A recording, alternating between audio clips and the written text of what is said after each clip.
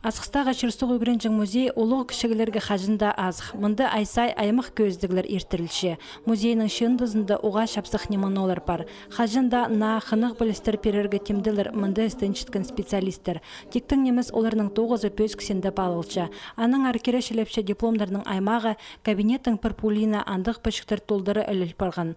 Пунада Чырсуғы Гренжің музейіні қатып танықты бысқыныр. Регионар синендегі азық марғыда арылызып, 2017 жылды Үстінзарха Сибирдегі қазына музейлері арызында асқыстағылар ең артық болпарғанар. Музей 9-жыларына гран-при четірілген. Аның басқа Алексей Ептышев бір номинацияда пастағы орынға тұрысқан. Музей 9-жылы алтын чындының экспонатын Сергей Карамчаковтың Олимп ойынарында отқан қолы медалінің аршарт берген. Ол пастағы ходитегі пазы продешевал андық, что тадаршоның, хақасшоның, что приле андық медаль Олимп ойының бар. Она учена, что утып алғыз по номинацияда. Марх иче Минсугдағы Николай Михайлович Мартьянов таңаданы музее, что по конкурсу уже тоқсқате полша.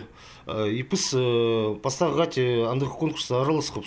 По улық марғыда Хакасиятыва Алтай республикаларының Қызылшыр крайының прай 31 музей аралысқан.